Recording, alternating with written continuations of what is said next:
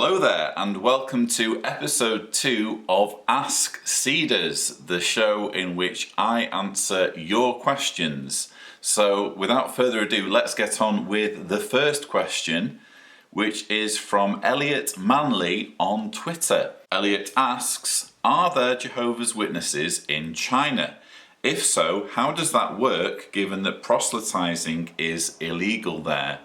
Elliot, yes, there are Jehovah's Witnesses in China. We don't know exactly how many because the publisher numbers for China get lumped in with the other lands figure that gets published at the end of the list of countries. Because as you say, the work is under ban, so Watchtower doesn't want to give any indication of what the activity is in that country when the activity isn't supposed to be happening. But yes, there are witnesses in China. In fact, I had friends who were in China when I was a Jehovah's Witness, who were there to serve where the need is great. And in fact, if you Google JW Survey Amber Scorer, you will find that we did an article on someone who was actually in China as a need greater, having learnt Chinese. And in fact, it was her experience, Amber's experience in China, that helped her awaken from her indoctrination. So please check out that story, and that will give you some idea of what it's like to be a Jehovah's Witness in that country. Question number 2 is from Donna Baines. Donna asks, hi Lloyd, my question is this. With the number of memorial partakers on the rise, do you foresee some new light from the society on the 144,000, such as the number being figurative? Donna, that's a great question. I think a lot of people wonder about the 144,000 and whether that teaching that it's a literal number will ever be dropped. It could be or it couldn't be. I don't think it makes a huge amount of difference. Obviously, it will be significant if they drop it because it will be a massive U-turn on all of the times in the literature when they have stressed that this has to be a literal number. But I think we're at the stage now where nothing would surprise me when it comes to Watchtower changing its teachings and just saying, well, this is new light that we've received. So maybe they could, maybe they won't. I don't see that the number of memorial partakers will unduly influence them because we're still talking about the sort of 20,000 range. If it was to get to like 1 million or hundreds of thousands of memorial partakers, then Watchtower would have a problem. But Watchtower has already said that memorial partakers might be mentally unhinged. I forget the exact wording. So they've already downplayed the significance of people partaking of the bread and wine at the memorial. Dirk Doppler asks, if the Jehovah's Witness religion is a hoax, then what are they after? What's their business model and end game? Is it just to indoctrinate children from birth, keep a core base of Jehovah's Witnesses, and ultimately operate just for a financial profit? Do the witnesses exist strictly to generate tax-free money through congregation donations and in return tickle the ears of its believers and give the facade of the one true religion? Dirk, I am not convinced it's quite as simple as that. I don't personally believe that the governing body are entirely cynical when it comes to indoctrinating Jehovah's Witnesses and persuading people to follow them. I think that the human mind is sufficiently complicated where it can be a bit of both. It can be a bit of genuine delusion and honestly believing that they are speaking for God and representing God, and a little bit of cynicism because, after all, they get to see on a day-to-day basis just how flawed and corrupt and abusive the organisation is. So I don't think it's as simple as saying that the governing body are con artists. I think it's more complicated than that, or it has to be more complicated than that, especially when you listen to what they have to say. And for me, they seem convinced that they speak for God. But I don't think it's purely a simple case of them being deluded. I think at some level, they must know that what they're doing is very, very damaging, and ultimately they will always be accountable on that basis. Now, I have an excellent question it's actually someone who follows me on Twitter, and I can't show the tweet because I no longer have it, but I know what the text was. And the question is, do you think that governments, particularly Western countries, will bring in laws to reduce or make shunning illegal? That's a fantastic question. It's possible, I suppose. I think the issue we have is that of human rights. So, as things stand, governments put themselves at risk of being in breach of human rights by allowing religions like Jehovah's Witnesses that practice shunning to have tax exemptions and charitable status. Because human rights apply to the government. It's the government that signed up to the Universal Declaration of Human Rights. And therefore, by giving cults like Jehovah's Witnesses tax exemptions and subsidising them and supporting them, they tarnish their human rights record, in my opinion. If you were to get rid of the tax exemptions and if you were to get rid of the charitable status, that alone would be a crushing blow to movements like Jehovah's Witnesses, because they would see a major source of revenue dry up, or they would be dealt a financial blow, so to speak. Aside from that, I'm frankly conflicted on whether cults like Jehovah's Witnesses need to have laws prohibiting them from encouraging shunning, because I think that could well be a freedom of conscience issue.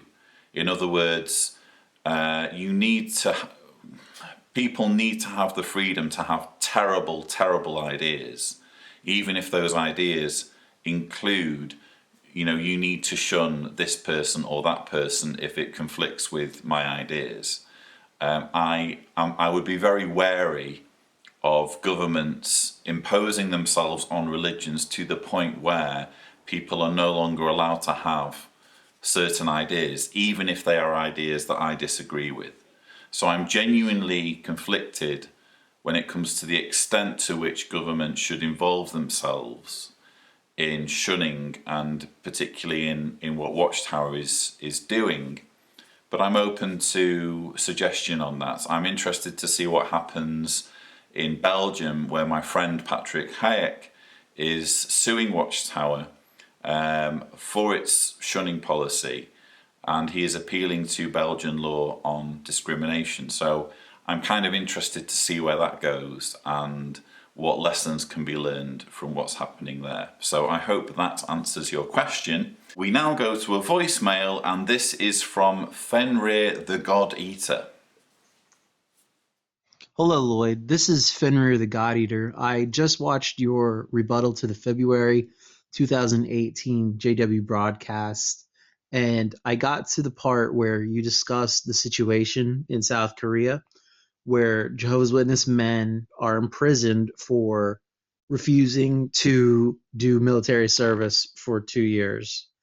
And it got me wondering, how many men are there that are Jehovah's Witnesses that do accept the military service and are therefore punished and disfellowshipped by the Jehovah's Witness organization? And it also made me want to ask you, how difficult would it be to get a hold of a South Korean ex-Jehovah's Witness who was punished for serving in the military simply because it did not bother his conscience if he did not have to do combat?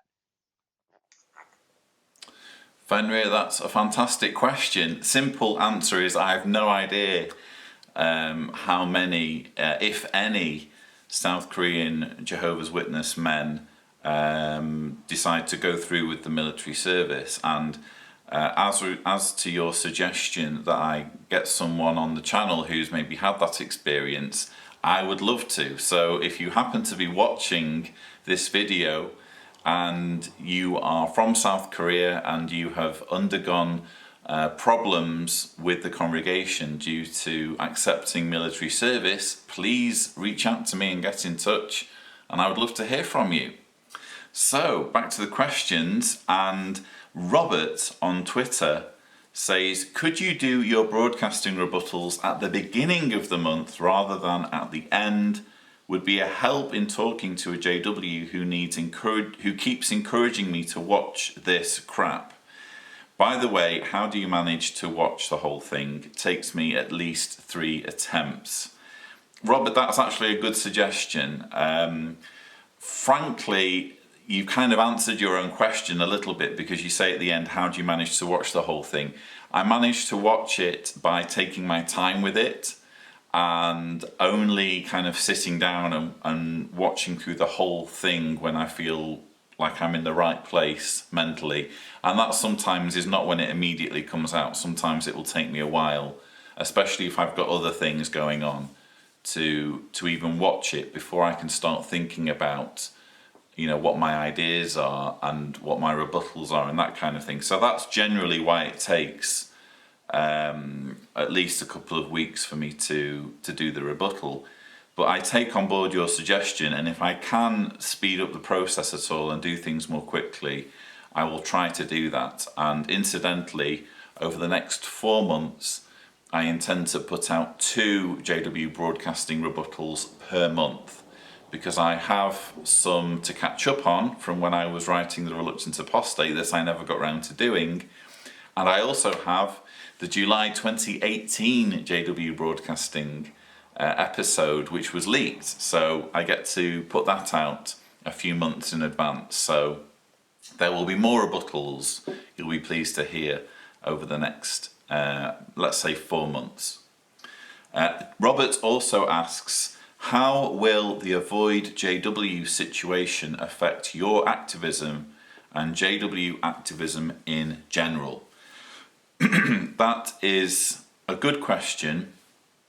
There's a lot that I could say on this, but I'm going to have to limit myself. It could be that I have news of my own about this situation, but the minute I start talking about it, especially on a YouTube channel with tens of thousands of subscribers, it no longer becomes news. So it could be that there is a point in the future when I need it to be news that could be picked up by the media. And therefore, if I had intimate knowledge of how the situation with Avoid JW does or does not affect me, I would need to keep that to myself and not comment on it, because that way I would be making it harder for this issue to get the publicity it needs further down the line. I hope that makes sense. As far as Avoid JW is concerned, I think it's abominable that Watchtower is acting in such a thuggish way. I mean, they're not just interested in stopping their materials from being accessed, and bear in mind this is supposed to be spiritual food. They should be thanking Avoid JW for making this information available, not trying to insist on him taking it down under the pretext of copyright violation. But to then go one step further and try and hound him and find out details about him and find out details about who has visited the website is absolutely appalling, and it deserves as much exposure as possible. That's pretty much all I can say at this stage on that situation. And I don't mean to be coy, I don't mean to tease anything, it's just that there is more going on behind the scenes, and I'm mindful of not weakening or diluting the potential for this to be given the exposure it deserves when the time is right. So, Jason Israel, I am confused as to who really benefits from the wealth of the organisation. Is it utilised to spread more foolishness? The reason I asked is that when questioned about it, Jehovah's Witnesses point to the simple life of the JW. That's sort of related to the previous question about is it a con, is it a scam? I think that, well, the governing body does benefit. They may not be living like the Pope, although for all I know they are living like the Pope. For all I know they have a very luxurious lifestyle. I know that they fly business class. I don't know a great deal more about their personal living arrangements, although I think Ray Franz hinted that the accommodation that governing body members are given is quite opulent. But quite frankly, they could be living as ordinary Bethelites, but if they are getting veneration, if they're getting the unswerving allegiance of millions of followers around the world who look up to them as spokespersons for the Almighty, I think that's incentive enough. When you're narcissistic, that kind of thing appeals to you, whether you're getting money in the bank or not. So in short, Jason, I guess I'm saying that there doesn't need to be this huge paycheck for the governing body members in order for them to benefit. And quite frankly, and one thing I would say to your friend is, if he's saying, oh, they have this simple life, I'm not sure he's in a position to comment on that unless he's actually been in the Bethel headquarters and he's served alongside the governing body and he's followed them around, even during their downtime when they're kicking back in their accommodation. I don't really think he's really in a position to say that the governing body lead a simple life, because no one really knows the extent to which their life is simple or opulent. Austin Perkins says, my question is, have you made a goal for how long you will continue with your activism work? Or do you feel you will never be able to stop until the necessary changes are made by the organisation to stop harming people? I thank you for your work and would like to extend my thanks to your wife as well for the support that I'm sure she gives you to do this. Thank you. Austin, that's a very kind message. Thank you. I'm sure Deanna will appreciate that message as well. I don't have a plan for how long I'm going to do my activism work for. Obviously, it's my job now, and it's taken a while to get to the stage where I can say it's my job, and where there are now 170 who are backing me on Patreon, and they are basically my bosses. They make it possible for me to do this on a full-time basis.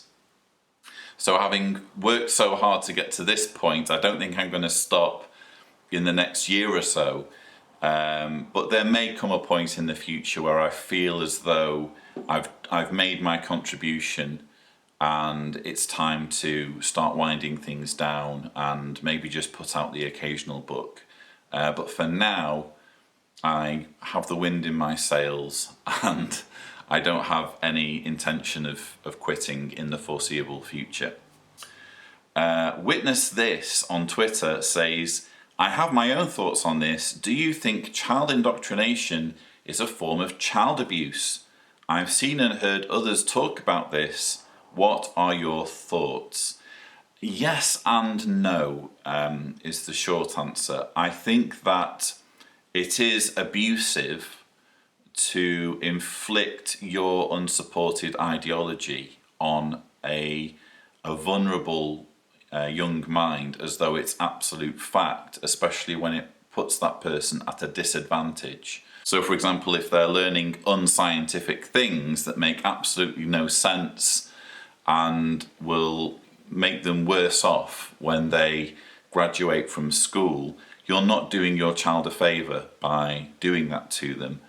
but I hesitate to use the word child abuse. I guess I'm not comfortable with unknowingly elevating child indoctrination and making it look as though it's comparable with child sex abuse. I think that child sex abuse is just one of the worst things that can happen to someone. And as someone who has been indoctrinated, who has suffered childhood indoctrination, although I'm definitely worse off for my parents doing that to me, even though they were well-meaning, I would never dream of suggesting that my experience with child indoctrination is anywhere near as bad as what survivors of child sex abuse have been through. So although I agree that it's an abusive thing to indoctrinate a child, I hesitate to use the phrase child abuse purely because I don't like to be perceived as giving any kind of equivalence to between child indoctrination and child sex abuse, because they're completely different things. Now we have another voicemail, and this is from a viewer in Indonesia. Hi, Lord. Thank you so much for all the videos. They really helped me out. So recently, my mother, who is a witness, insisted that an elder should give a talk at my wedding, but I'm not a baptized witness, and my boyfriend has no interest in religion. So I assume that an elder will want nothing to do with my wedding, other than maybe attending to be polite and free food. But I remember that an elder gave a talk during my grandfather's funeral, who was an agnostic, by the way, at the request of my grandmother, who is a JW. So I guess giving a talk in my wedding is a possibility. How to tell my mom that I don't want any elder to give a talk in my wedding without telling her that, I'm an atheist and I don't believe in the religion anymore? Yes, and why did an elder willing to give a talk for my non-witness grandfather in the first place? I mean, don't get me wrong, it's really sweet of him. But is it really allowed for an elder to do so? Or is it because it's in Indonesia that the actions of many elders are not heavily monitored? So yeah, those are my questions. Thanks for listening. That's an interesting question. Bottom line, I don't think that your friend or your mother's friend who's an elder is actually allowed to give your wedding talk if you're not baptized and your groom, your spouse to be, is not a witness. I can't see how that would be allowed. Having been an elder myself and knowing something about how these things work, it could just be that in Indonesia the situation is a little bit more relaxed, so that maybe this elder friend feels like he can get away with it. But bottom line, it's not appropriate for him as an elder to be giving a wedding talk for someone who isn't a baptized Jehovah's Witness, or a couple who aren't baptized Jehovah's Witnesses. It sounds as though your mother is simply trying to kind of give her religion a foothold in your life, and I would suggest that you're well within your rights. Or, take or leave this advice, by the way. I'm not telling you what to do in any way, shape or form. But if I were in your situation, I would let your mother know kindly that this is your special day, and as much as you appreciate her input and her involvement, really it's down to you to decide who gets the privilege of giving your wedding talk. That's probably how I deal with it. So I hope that helps. Back to the other questions. Chris Anywhere says, "Hi Lloyd, I have a rather complicated question for you. If there is no creator, then what is it all for? We live, we die, and then what? I don't expect you to come up with an answer to the meaning of life, and I'm in no way trying to antagonize you on the existence of a God or an afterlife. I'm a relatively new atheist myself and often grapple with these questions. I try to be the best person I can be. I try to help others. I review my actions to see if there are aspects of my behaviour I could improve on. But if all we do is live and die without rhyme or reason, then why bother? I would be very grateful if you could share your thoughts on the issue.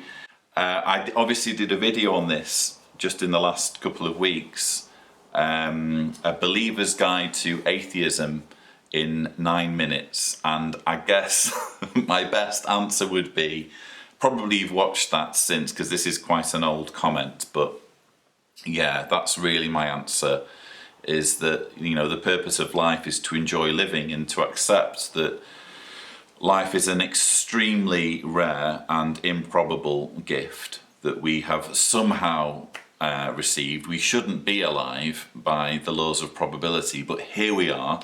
So in the blink that we're here in the universe, let's enjoy it and let's make the most of it. And perhaps with a little bit of irony, try and use the opportunity to improve the prospects of those who will follow, to make the world a slightly better place, to enjoy loving and being loved. These are all things that you can do, and there should be no shame in just enjoying life. That's something that, as witnesses, it was kind of frowned on, but there's no harm in just enjoying life as it is. Rebecca Demeda says, "Hi Lloyd, first off, thank you for your videos and all the work that you do. I would love to hear more about your experiences as an elder. Have you ever had to be part of a judicial committee and or disfellowshipped anyone?" It's a good question, Rebecca. I do write a bit about my experience as an elder in my book, The Reluctant Apostate, which is just out of shot slightly. And I also talk about it a little bit in my new book, which will be out next month, How to Escape from Jehovah's Witnesses.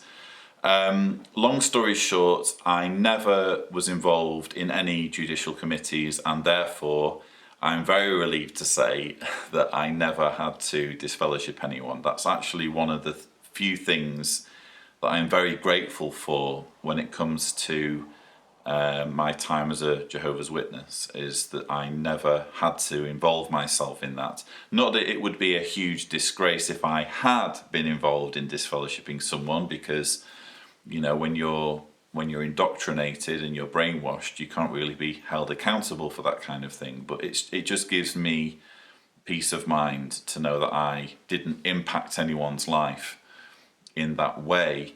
I was an elder for a year, and I saw a lot of the kind of politics that goes on behind the scenes, and it thoroughly convinced me that Holy Spirit has nothing to do with the elder arrangement whatsoever. It could be that at some point I'll do a video where I talk about that side of things. In fact, I have done a video where I talk about whether elders are Spirit appointed. Maybe I need to kind of revisit my own experience in a video at some point, but I hope for now that at least in part answers your question. Diana or Dina Kalova says, "Lloyd, my question for you is the average publisher or elder aware of scandals such as the UN, military cards, or Australian Commission? Were the subjects ever discussed in talks or conventions by the Watchtower trying to explain why, aka cover-up? Or is my father an elder in the dark? I'm 26 years out by disfellowshipping, but just recently really woke up thanks to channels like yours. My most sincere thanks, I'm finally free." Dina, that's really nice to hear that you are on the other side now, and you've managed to figure out that you were lied to and you no longer have this fear of Armageddon. As regards your question, as I was commenting in the previous question, that I used to be an elder, and I can tell you that I had no idea about the United Nations scandal, the fact that Watchtower was a UN non-governmental organisation for 9 years. I knew very little about the problem with child sex abuse. Bear in mind, I was an elder around 2008, so there's been a lot of development since then, obviously, but even so, it was a problem back then as well. Quite frankly, there were a lot of things that I had no idea about. I didn't know about the Mexico-Malawi scandal. I didn't know about Rutherford's letter to Hitler, even though I was an elder, and I was quite a well-trained elder because I'd been through the ministerial training school. So I guess in answer to your question, I would expect that the majority, not all, but the majority of elders will be in the dark. I know that when I tried reaching through to my father with some of my discoveries, particularly about the United Nations, he too just hadn't heard about it. So that's one thing to bear in mind, is that when you have a captive organisation like Watchtower, you can very easily keep people completely in the dark. Timbo the Great asks, do you ever doubt yourself? I mean, do you ever see or hear something on the news and think, I'm wrong? I only ask because the objective part of my mind says it's not true, but every now and again you'll read about wars, earthquakes, wars on religion, etc., and get worried. Timbo, I think it's natural to continue to have doubts and flashbacks for years after getting yourself out of a cult. And I say that because cult indoctrination is extremely potent. I think if you spend any amount of time in a cult like Jehovah's Witnesses, especially if it's years or even decades, you can't just erase that experience, and you can't just deny that basically your experience as a Jehovah's Witness is part of who you are. You've been conditioned over many years, potentially, to think a certain way and to interpret things a certain way. So it's only natural that every now and then your brain is going to doubt and say, have I made the right decision here? Am I making a terrible mistake? And it's perfectly normal, I would suggest, to have those moments of introspection. I think that the best antidote to kind of paranoid or unhealthy doubts is to do research and to fully brief yourself on how you were lied to and why you were lied to, so that when you get those moments of uncertainty, your brain immediately has information on which to draw to reassure yourself. But bottom line, the minute you have no uncertainties and no doubts and you know everything and everything is sorted, that's probably the time to worry. Because that would suggest to me that you might be in another cult where you have absolute certainty once more. So no, it's a healthy thing to a degree to ask questions and to doubt things and to want to get to the bottom of things. But if there is unhealthy kind of flashbacks and paranoias, yes, that does happen, and the way to deal with it is through research. And finally, let's go to another voicemail. Hi Lloyd, what is the best way that somebody can get the congregation and the elders to leave you alone once you've decided to leave? I'm asking for somebody else now who's in this position, and they've had love bombing, and they've had elders hanging around outside the house waiting to catch her coming home from work, elders hanging around in the car park waiting to see her in the coffee shop and ambushing her. And when she's told them she doesn't want anything to do with the Jehovah's Witnesses anymore, she's told them to please respect her opinion and to leave her alone, they have just ignored her and said they're going to continue to do shepherding visits every month.